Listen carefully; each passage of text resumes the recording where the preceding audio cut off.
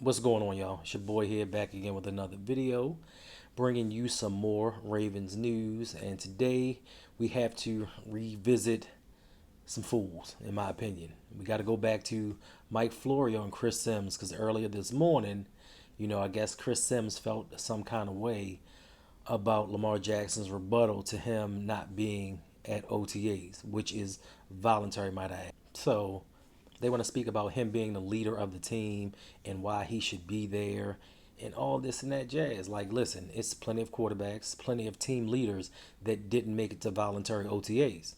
It just so happens that Lamar is going to get you the most clickbait, so that's what you talk about first.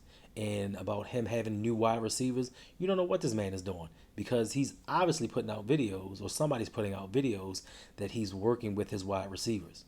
So don't speculate and think that he's not doing anything to build that continuity and get that camaraderie going with his teammates. You don't know what he's doing. You just want to speculate because you are all upset that this black man is taking his future into his own hands. Now, I personally, you know, I need to apologize to Lamar because there was a time when I thought, listen, you're not going by the QB code book, so to speak. And it's just the way that we were brought up. We were brainwashed into thinking a starting QB should be. Now I appreciate Lamar even more now because he is a man standing by his word. He's standing by what he believes and what he wants. He's not letting people, money, or situations dictate how he's going to live his life. And I appreciate from my QB. Now, Mike Florio is blaming Lamar for crafting an image, or he thinks that he's putting out this narrative trying to build up this mystique about him. No, this man is just sitting at home, working out, trying to get better, doing his family thing, living his life. And because you aren't privy to knowing exactly what he's doing 24/7, you feel some kind of way. So now he's crafting an image. The man just said, look, I don't want to be bothered. I'm not for all this media hype. I'm not for all this attention. I just want to do my job and keep it pushing. But y'all don't want to let me. Y'all just want to keep talking about me, keep bringing my name up. And as a man, you get frustrated time after time of somebody constantly just saying stuff about you. Like, it gets nerve wracking. It's like, bruh, all right, I'm not there. And even if I was there, you'd find something to talk about. Hey, I didn't throw a perfect spiral. Hey, I missed a couple of receivers. You would always have something to say. Like, Pro Football Focus always has something to say about Lamar, and it's getting tired. Biggest issue is that nobody can figure out what he's doing. And he says it. He's like, nobody knows what you're doing. Nobody knows where you're going. You're not sitting down with the team. You're not talking to anybody. Why should he? It's not for you, nor is it for I to figure out what this man is doing, what his plan is. Like, he may have something specifically crafted to get where he's going or to get where he wants to be. It is not for you or I to know or understand why. Let's just sit back, enjoy the ride, enjoy him for his time in the NFL, and leave it at that. Stop trying to figure it out. Stop trying to get in his mind or find somebody close to him to tell you. So now that right there, that is some bullshit. You're telling me that all that you said and all that you keep saying comes from an interest of him in mind? Like, you have his best interest at heart? You're worrying about his pockets. Like, why are you counting his coins? Why are you worried about what he's going to get paid? Like, he's made generational money. He's made wealth. He's made that money that's going to change the future of him, his daughter, and his granddaughter. And he's going to continue to make more. Like, you talk about, oh, he's with these rambunctious kids. Now, how do you know these kids are rambunctious? You don't know anything about them. But once again, culturally, you're trying to build this narrative to shut him down. We're not going to speak about the Caucasian quarterback, specifically like Baker Mayfield, who was in a contract year himself and was out there doing some sketchy things. Well, I'm not even going to say sketchy. He was out there having fun, playing with kids. But he wasn't jeopardizing his future or his contract, but because it's Black Lamar, he's jeopardizing something and he needs to be careful. Stop giving back to the kids. You're not going to make your money. You're giving away generational wealth.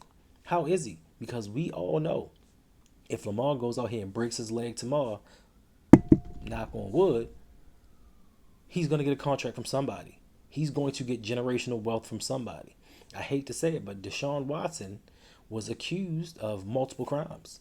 And this man got $230 million guaranteed and sat out a year. So you're telling me if Lamar hurts himself and sits out a year, there's not one team that wouldn't pay him half that money?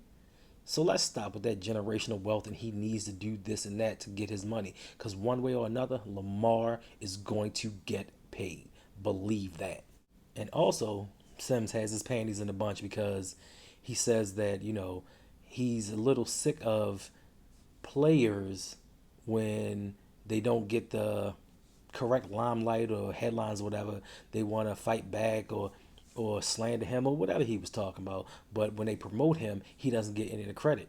Now, I don't know why this is pertinent to this conversation because you never hear Lamar in the media talking about, hey, I don't get enough credit for what I do. You need to promote me more. You need to say more positive things. He's not that kind of person. So bringing that up just shows how ill prepared you are to speak about this because you've never heard Lamar say, you know what? You're not giving me enough pub. You're not help building me up. But in your eyes, you believe that you're giving Lamar all of this attention, which is going to help him get more money, bruh. Come on, let's get real. Let's get real. You have nothing to talk about right now. This is an easy target, so that's what you're speaking upon. Like, just be real with it. Keep it 100.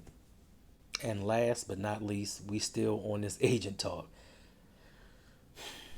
Like, why? Why?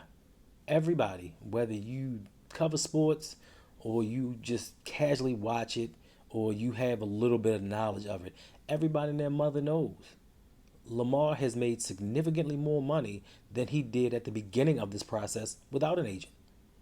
He's sitting at home keeping his mouth shut, and his price tag just goes up, up, up, and up.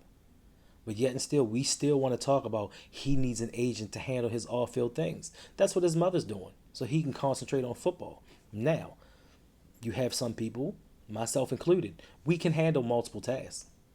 Like, I can concentrate on football and concentrate on my contract. It's not saying it is impossible because other players have done it in the past. And I know that you, the media, the mainstream media, y'all don't like these things. Y'all like for it to be handled by outside organizations so you can get your scoop, so they can tell you, hey, what does he got going on? What is he doing? Where is he going to be next week? And without that, you don't know. That's why you are so fascinated with Lamar.